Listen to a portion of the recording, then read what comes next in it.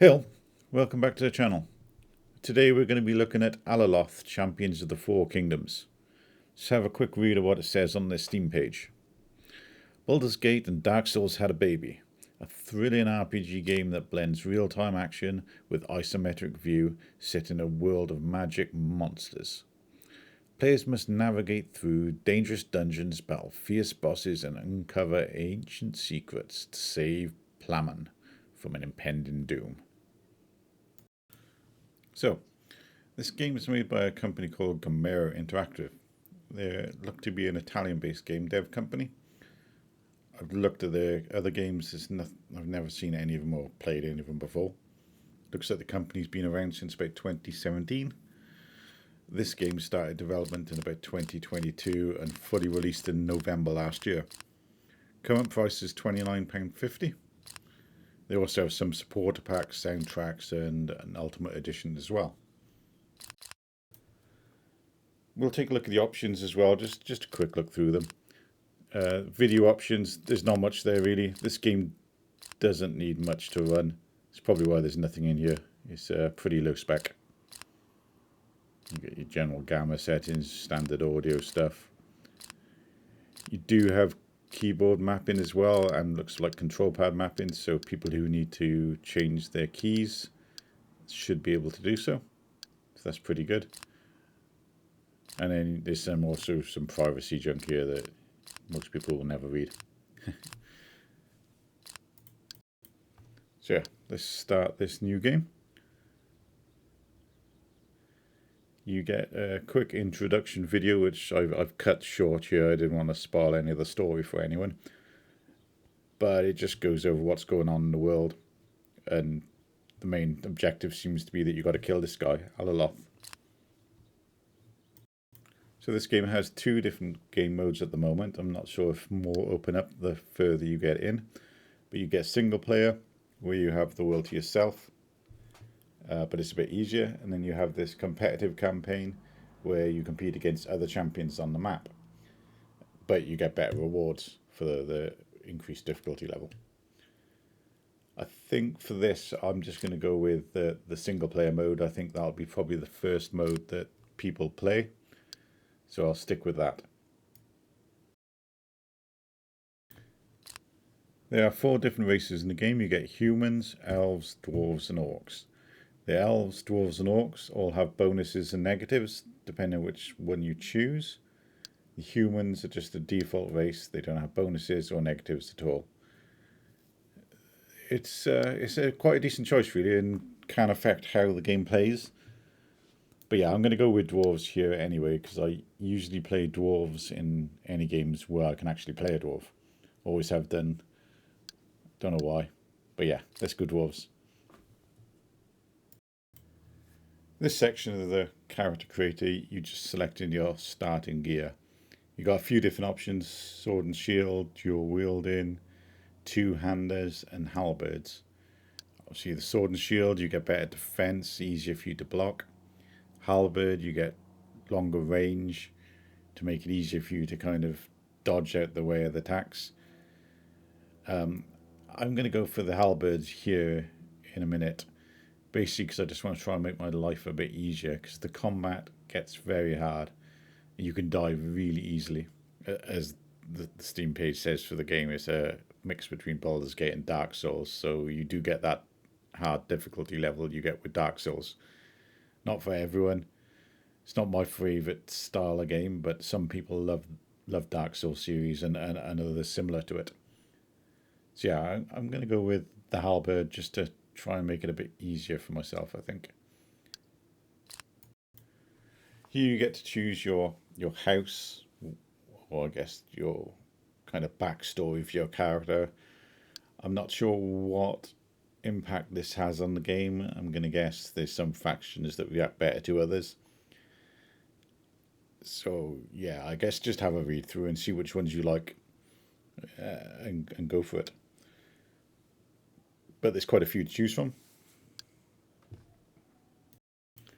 I did want to try and keep the character creation side of things as short as possible in the videos, but this is quite an important part of the game. this is basically selecting your kind of backstory of your character, what house they belong to. Now, the houses in the game have different reputations throughout the world and can actually affect, you know, how the game plays out for yourself, and also kind of affects what companions you can recruit. There are quite a few to choose from each race, so you just have a read through and just go with ones you kind of like the sound of. And it means you can do different playthroughs every time you select a different house. It's always going to be slightly different. So it's, yeah, it's nice to have the options there to actually change base parts of the game for yourself. And then this section, you're just selecting your alignment, kind of basic kind of alignment, not much to it. And then this section is a deity. You get to choose your god. The gods have different bonuses. Some of them have negatives as well as big bonuses. Like this guy gives you a hell of a lot of extra health, but your talents, your special skills that you can use in game have got an increased cooldown. So again, you just go through this, go with ones you like the sound of. I think with this one, I was going to go with the extra health because, like I mentioned before, this game can get quite hard. So it's nice to have that extra health there when needed. But yeah, you don't need to go with that. Some people like doing different things. Like, this guy gives extra gold, so you get a hell of a lot extra gold, which is obviously a good thing as well. But yeah, just take through them and go with one you like the sound of. Like I said, I'm going to go with this health one. And the actual character creation itself is quite basic. So I just randomize this just to skip through it. And then you actually start the game now. You start in this kind of tutorial mode. It takes you through the basics of combat. And it's well worth doing this because combat can be very hard in this game. So yeah, I advise everyone to do this. Learn the basics of the combat. And I think that'll probably help you a lot when you get into the real missions.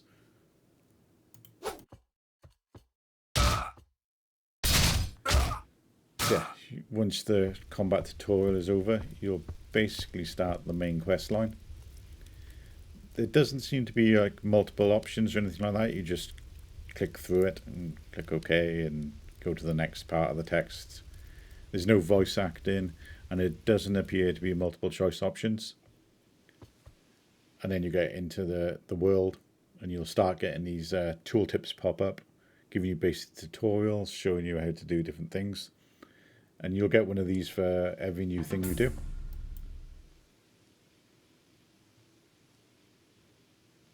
So here I go into the inventory, and it gives you a quick overview of the inventory. Now this is the starting gear you select during the character creation. It's just all basic stuff, nothing special.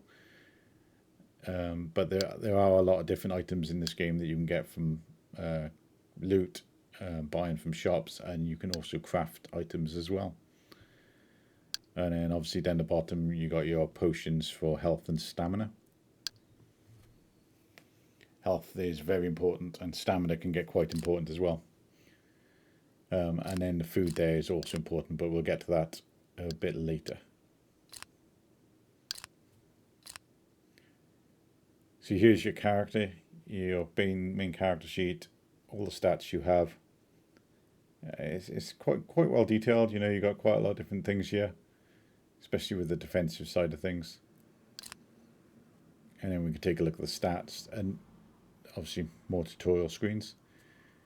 So every time you level up, you can basically put a point into one of these. Gives you different bonuses.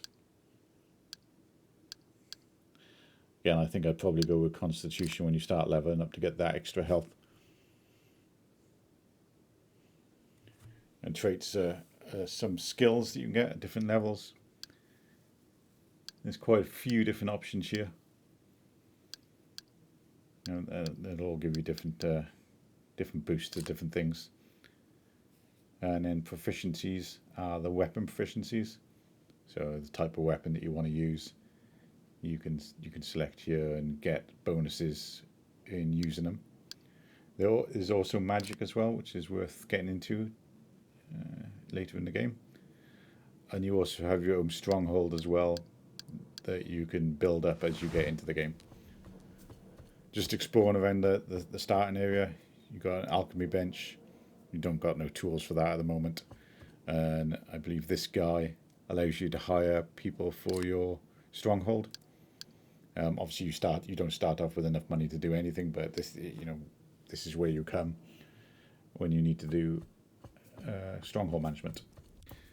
So yeah, this part you've got a bed that you can sleep in for free, and in a little storage container where you can put items that you might want to keep for later that you don't want to sell, or you don't want to carry around with you. So let's get out of this little starting area, and then you go straight into basically the start of the story. You talk to the king here, and he'll give you the main quest basically. I'm going to skip this. I don't want to give too much of the story away to people because it's good to do it the first time yourself. So we'll go straight into the kind of main world. The first city, the city you start in. Now every city you go into, you'll get a little history about the city, which is really nice. And you'll also get it for some of the dungeons and mission areas you go to. And yeah, like I mentioned before, you'll get these little tutorial pop-ups in like every new window you go to, every new area you go to. We'll run down here. The world looks pretty nice. I like the art style. But we'll just grab some missions from here. I think this is called the Bounty Hunter board. Yeah, and again, little tutorial window. What we'll do in here is we'll just grab all these. They give the basic quests. They're not like main story quests or anything like that. They're just little side quests to make a bit of money. So we'll just grab them all. And you can go and look at the main area. So you just press M to get the map up. Different locations to go to. We'll take a run down here. And there's a guy that gives a quest. So I've played this before, so I know the basic starts of it. I never got into it too much, but yeah, we'll get the basic quest off this guy. Again, this isn't a main story quest, but it's kind of, more of a quest than those bounty hunter board missions you get. So each city has an area where you can buy items from, craft items, and sell items. This guy here is the blacksmith. You can repair your gear here, you can craft new gear here, or they usually have items for sale as well. Now you do start off with some money, so it might be worth picking one of these up if you think it's going to be good for you. The armor is probably the best choice to give you a bit of extra survivability. And you also get the crafting materials here, or basic crafting materials anyway. It's not everything you'll need to craft. Those you'll have to loot. So yeah, we'll run down by here quick. These glowing items like this, they're quests. They're worth picking up because some of the quest lines that you get from these are really good and can end up with you getting some decent items. Here we'll just look at some extra skills that you can get as well. Like every 2 or 3 levels you'll get a skill point to spend in this. And you just get to specialise in different types of skills, I guess, warrior. This guy's more of a shaman. These are cleric and healing skills. And there's a lot to choose from. I think there's, not every gameplay is going to be the same because you can just customise your character in a lot of different ways. I think when you choose one, I don't think you're locked into this area. You can do other areas as well, or just choose to specialise in that area. We'll just have a quick look through some of the other things as well here. The laws are pretty good. It gives you good background on everything you come across. And then the journal is where you kind of look at the quests you got. What you need to do, where you need to go. Everything you'd expect from a journal, I guess. And it'll also show you the rewards you'll get for doing the missions. We'll just take a quick look at the other shops here. This first one is the potion place. You name it, I got Now, potions are very important in this game. You'll be healing yourself a lot. Without potions, you will literally die. You also get buffs like the strength and resistances. So yeah, potions are important. Take them with you. I've got the stuff they don't sell at the shops. Enchanters, basically some items you get in game will have slots where you can chuck these gems in, and they give different bonuses to the items that you add them to. So it'd be worth picking some of these up for some of the weapons you get. You can also loot these when you're out in the world. And then the last person, which is another important one. Hello. Are you looking for something is the food specific? person. So before each mission, you basically get to make some food. So we'll go over that when we actually get into a mission. I make the best armor. I'm just going to quickly bomb us off the armor here.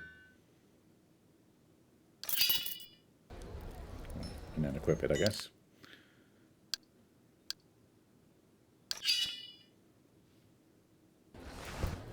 There's a lot of different items in the game, lots of different weapons, lots of different armors, rings, and so on.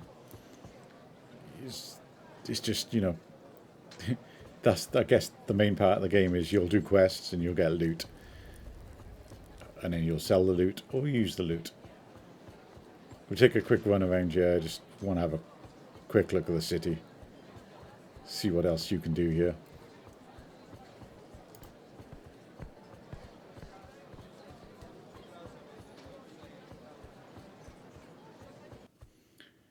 Now, as this one says, there's like grandmasters here that can teach you like special skills. He also sells stuff, but yeah, we don't want to buy anything at the moment. So let's go into the world. So yeah, this is the world map. It's split up into 4 kingdoms, obviously by the title of the game. And there are dungeons there, which are the red ones. There are just different areas you can go, different cities. Some of them will be quest locations. There's other characters moving back and forth the map, different armies, different mobs. But I'll quickly go here and do the first mission.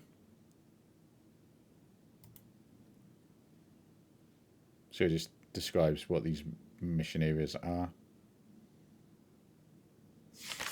And yeah, again, it gives you a good little history of the area that you're entering into.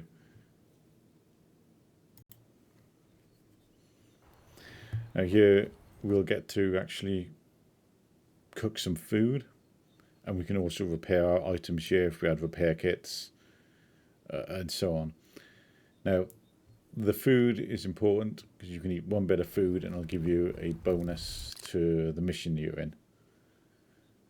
Now, to start with, you know like 4 recipes, but you only start with some cheese. So you have to make yourself a grilled cheese. You haven't got the materials to make anything else at the moment. So the grilled cheese is just kind of the basic food. So you've got to come in here to consumables and eat it. And yeah, the grilled cheese will give you extra health. And now the other parts here, like the bread and the eggs, they're ingredients for other food. And you can't eat ingredients. So yeah, just eat the cheese. Now you get that bonus for the mission that you go into. By here you can repair things. You can craft potions. But I got no kits to do anything with at the moment. So yeah, let's enter the mission.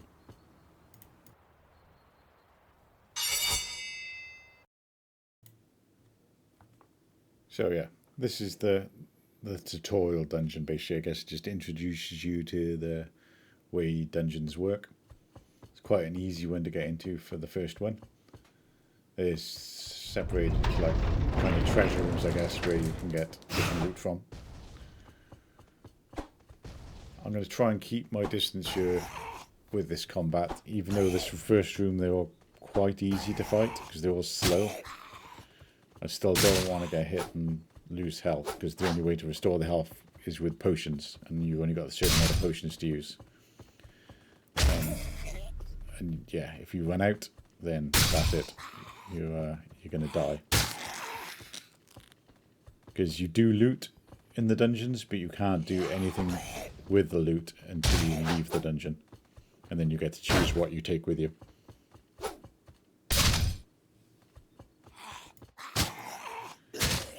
So this first room was quite easy. You get light attacks and heavy attacks, and you can pull off combos as well by using them both.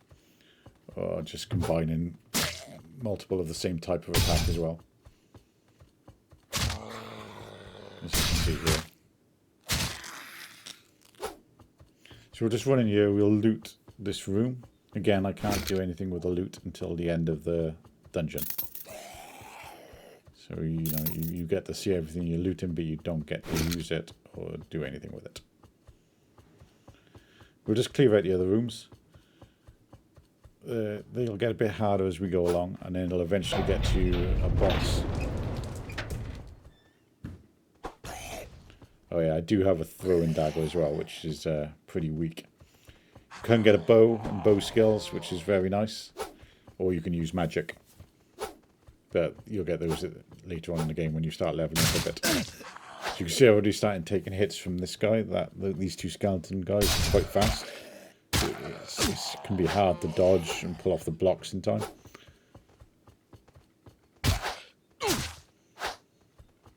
So you've got to be very careful. These guys luckily don't damage too much, but as you can see, I'm already a quarter of my health is already gone just from fighting these two at the start of the game.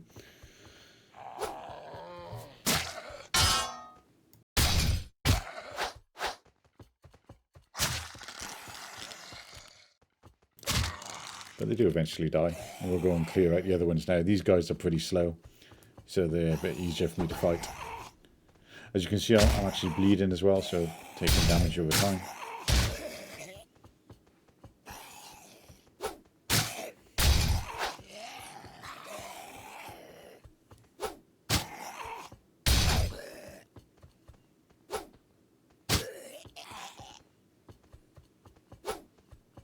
Yeah, again, we'll just finish these ones off. They can pull off some nasty combos if you do get hit by them as well, so you've still got to be careful even if they are quite slow.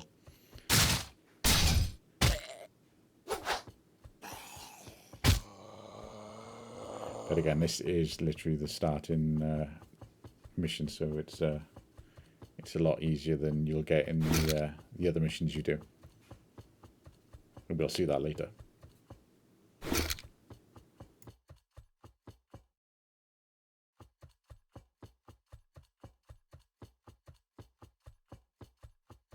So we have two more of these little rooms to clear out before we move on to the main area of the dungeon.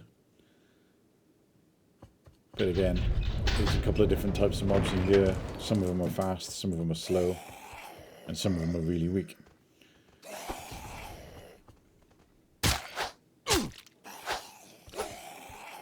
And you've got to really time the dodge properly, otherwise you'll get caught by these guys.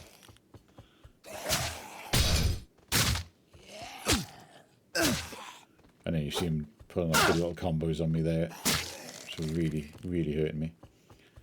At this point, I'm probably going to have to just use one of the potions.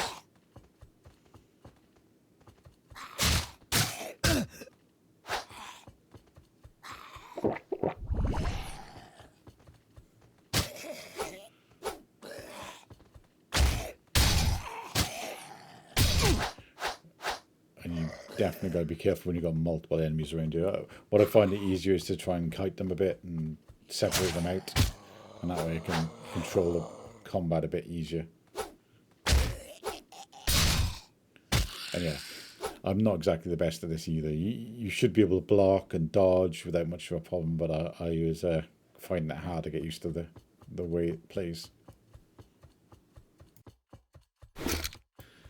I like the graphic style in this.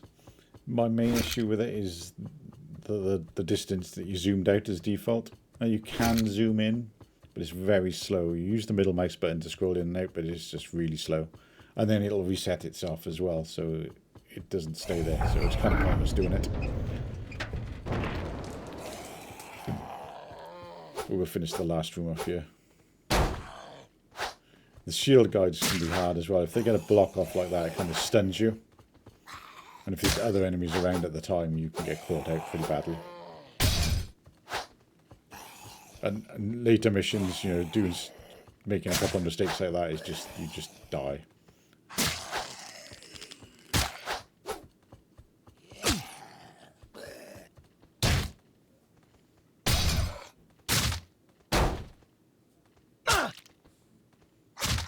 Should have really parry that one.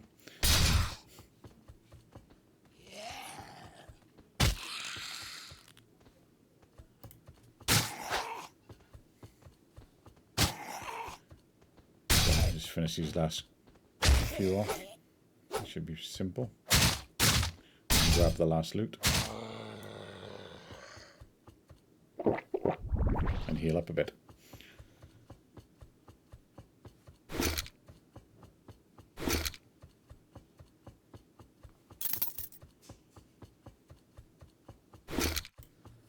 So, now the main map is cleared out, we have to go up to the boss room. All the maps and missions usually have a boss at the end of it. Some of them have multiple bosses, but they'll all be pretty hard and they'll all have their own kind of skills that they use. So we'll jump in here now. There's a few normal mobs as well that I'll try and kite away. Because again, when you're fighting multiple enemies, it can get quite hard.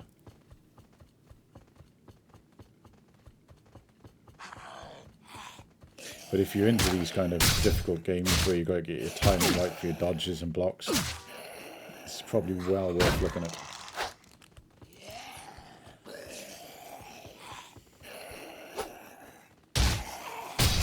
So yeah, a lot more mobs here. And you can see the boss in the background coming with his little staff.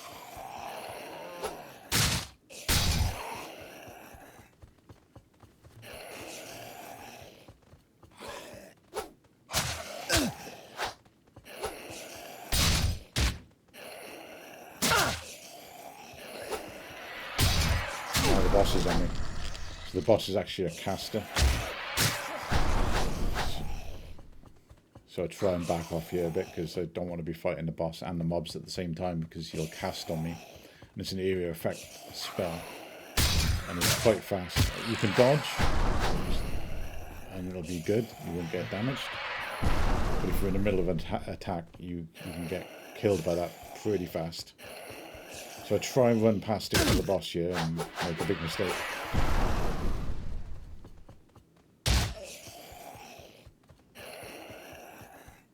Yeah, you'll come across different mobs as well that have got ranged attacks and stuff like that.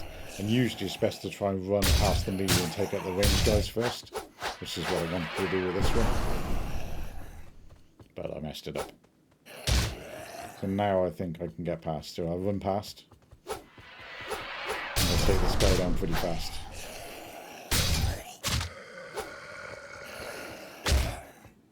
But then I actually nearly messed up here because that guy lunged at me and I wasn't expecting it.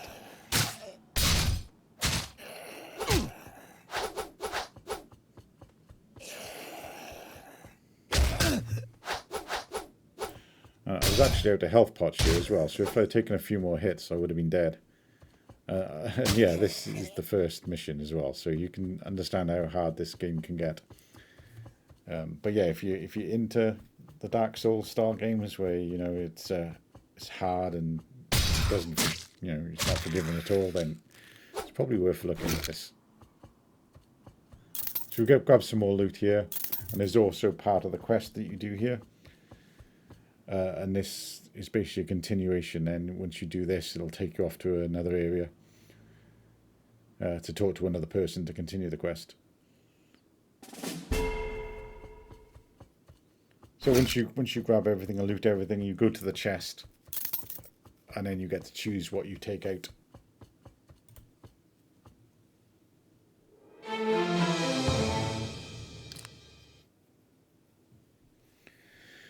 So yeah, as it explains here, you get to choose what items you want to take with you. Now you're kind of limited because you can only carry a certain amount of weight, so you can't take everything basically. So you got to be careful and just choose the things you do want.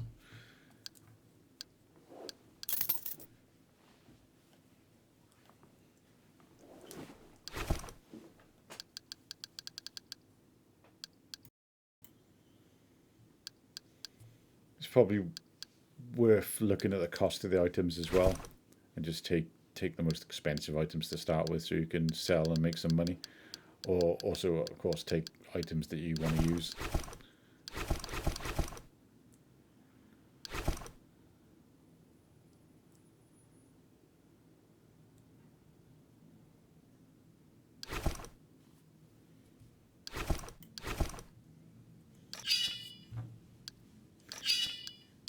And even some of these grey weapons are worth using. But most you just use to sell or to scrap for items.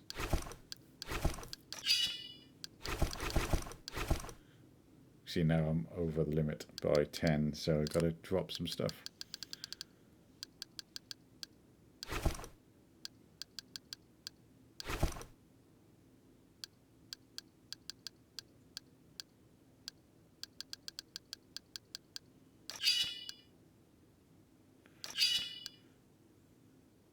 Yeah, and that's it really.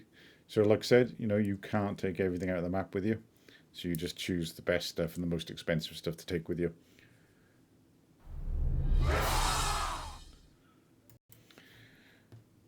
So yeah, we finished that mission and we leveled up. And here just tells you, you know, what kind of skills you get, what levels you get the different types of skills in. And then we'll have a look at basically assigning ourselves a nice new skill.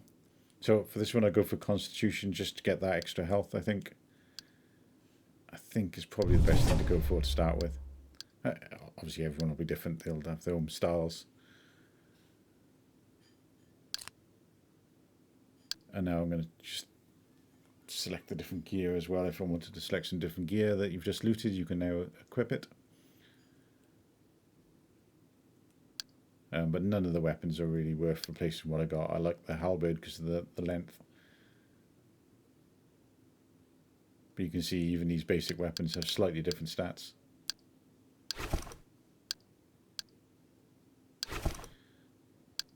We'll just equip some of the stuff that we grabbed.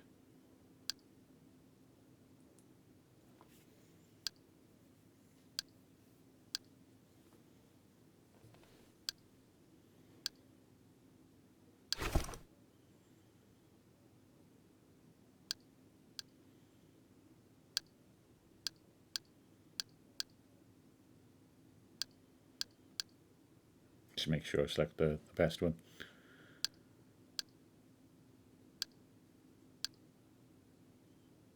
And yeah, all these items that give you different things, different bonuses.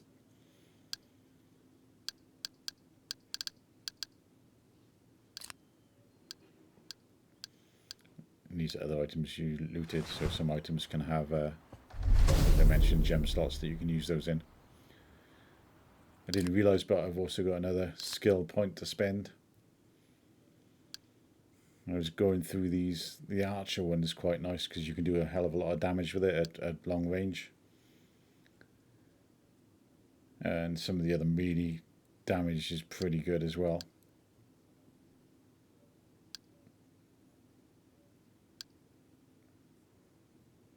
But yeah, I start looking at the other skills then away from melee. Because I want survivability, I think, to start with. Because I take too many hits, as you can see. I'm not the best at this. But I believe under the way of focus, I find a healing one. And what it does, it gives you 3 heals each map. So it's quite a nice option. And I think it was probably the best choice for me because, yeah, I take a lot of damage. And it heals quite a lot as well, so it does 750 health. After the missions, you come back into the main world, so I'll take this opportunity just to have a quick look around and show you guys how big the world is. At the bottom of the screen, you got the 1, 2, 3, which are different ways to search different parts of the world. And then you have this free mode that kind of allows you to freely move around the world, or at least look at parts of the world. It's made up of 4 nations. Depending on your house you go with to start with, you have different reputations for the different areas. You get the dungeons, which are in red, with the skulls above them or below them even. I think that's the difficulty level. But yeah, the world's pretty large. It's constantly evolving, things happening. And it looks like there's going to be a lot to get into with this game. So yeah, after the missions, you probably want to go back into towns to heal up and buy new potions. So I'm going to go into another city here. Not been into it before, so again, you get the pop-up, just detailing the history of the city. It's a nice bit of lore. It's not too, it's not too detailed, so you get bored of reading it. It's nice, easy to read, and gives you a good idea what the city's about. Here, I'm just going to run up and just check the mission board to see if there are any other missions here, which there isn't. I guess I've got to finish all the ones I've picked up first. And then here, we're going to go into a tavern. So taverns have got mission givers. Sometimes you can recruit companions in some of them. You buy food and resources, and you can also sleep.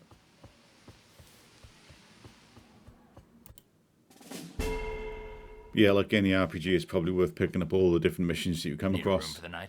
They'll give you good rewards and also expand on the story and the world lore. So it's definitely worth doing. The guy behind the bar, he sells food and drink that you can use for cooking for when you enter missions. So it's definitely worth grabbing some stuff while you're here. You can also sleep in the taverns, and you've also got your storage here in the taverns as well. It does cost money to rest up in the taverns though. So back out in the city, there's a companion. So I just wanted to quickly show you this. You can hire up to 4 companions, and they're all in different places in the world. This one I don't have the reputation to hire, so there's not much I can do with it. So yeah, I jump back into the main world. You can see different areas where there are missions to do, and also people to talk to that are continuations of some of the missions you have as well. I've cut them out here because it's mainly talking to people and picking stuff up off the ground. And then we go on to continue. One of the missions that I've got is to kill these Roman gangs. So I just want to quickly show you like these kind of open world fights. Slightly different to dungeons. You can't prepare your food or anything like that. You just go straight into a fight. So it's important to have potions and so on, or ways to heal yourself, like I have with my spells now. But these fights tend to be a little bit easier.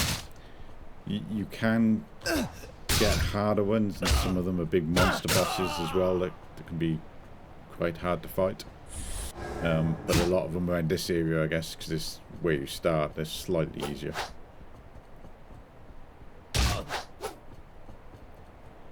Again, I'm still trying to keep distance because I don't want to take too much damage, because the more damage you take, the more you have to heal, and the more that costs in potion replacements. And of course I got my spell now, which I can use 3 times in a fight. Same thing again, you get to take all the loot. There's not as much loot in these little fights, so you usually can grab it all.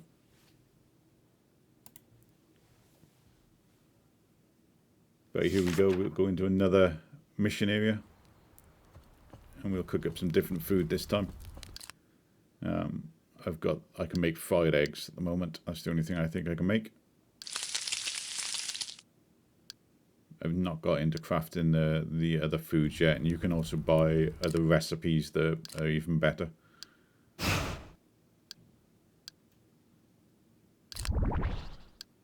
So yeah, again, food's important because it gives you a nice buff when you enter the area. Let's jump into the next mission anyway.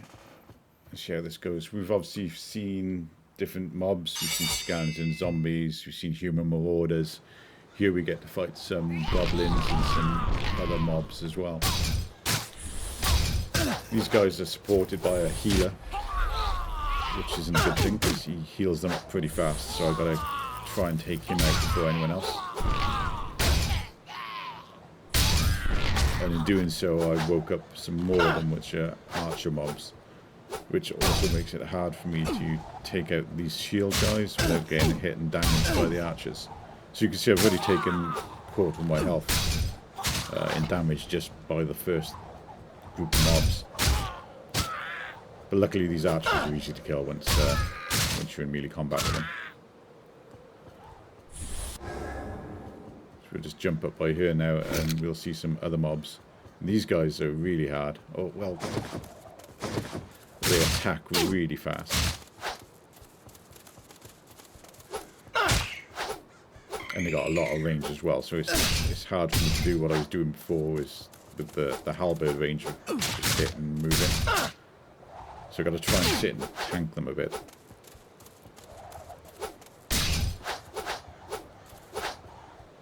But these ones, as you can see, I've inflicted bleed on them as well, so they do slowly take damage over time. Most melee weapons, I think, can cause bleed. We didn't see it when I was in the other dungeon because undead, I guess, don't bleed.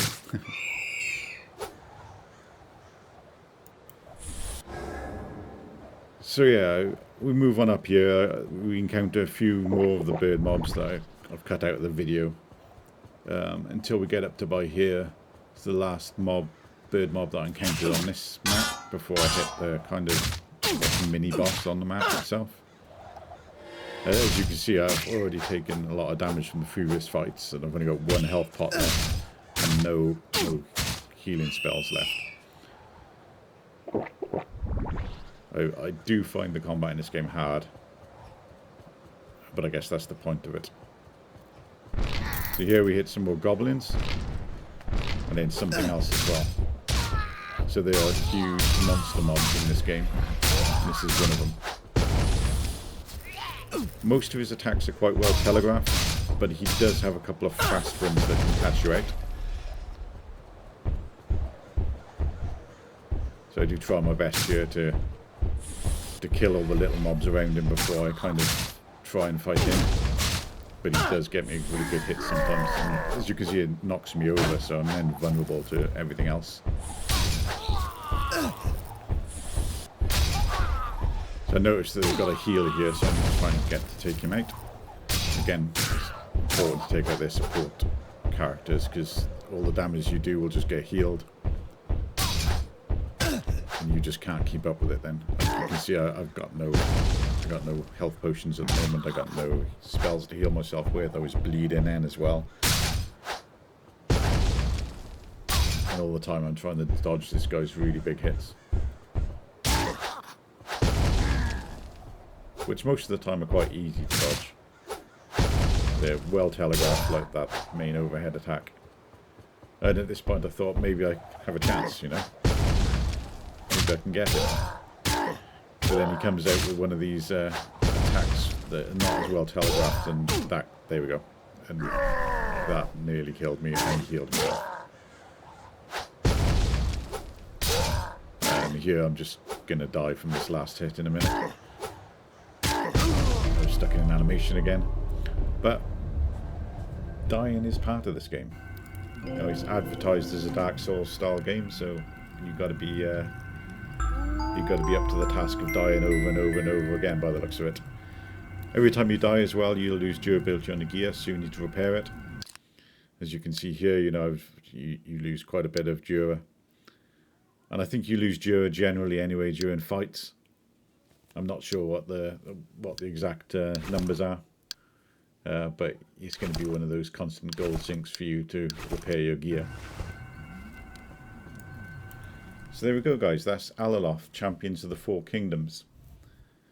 Now, I quite like this game, even though I'm not a big fan of Dark Souls style games where, you know, you've got to redo content over and over again every time you die.